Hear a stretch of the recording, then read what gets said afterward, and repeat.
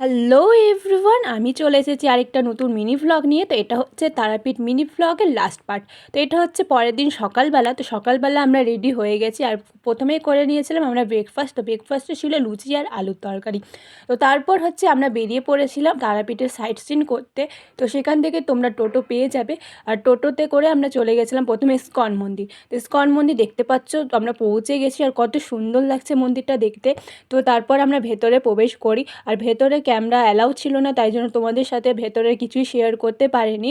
তো সেখান থেকে বেরিয়ে আমরা চলে গেছিলাম আরেকটা মন্দিরে। তো এটা হচ্ছে জগন্নাথ দেবের মন্দির। তো সেখানে গিয়েও খুব সুন্দর লাগছিলো। এখানেও মোবাইল অ্যালাউ ছিল না, তাও যতটুকু পেরেছি তোমাদের সাথে শেয়ার করেছি।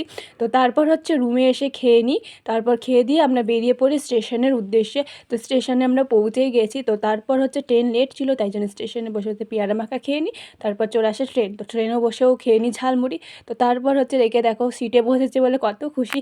তো তারপর হচ্ছে বাইরের দৃশ্য দেখতে দেখতে সময় পার করে দিচ্ছিলাম। তো তারপর চলে এসেছিলাম ফারাক্কা। তো আজকের মিনি ব্লগটা এতটুকুই, দেখা হচ্ছে আবার নেক্সট ভিডিওতে।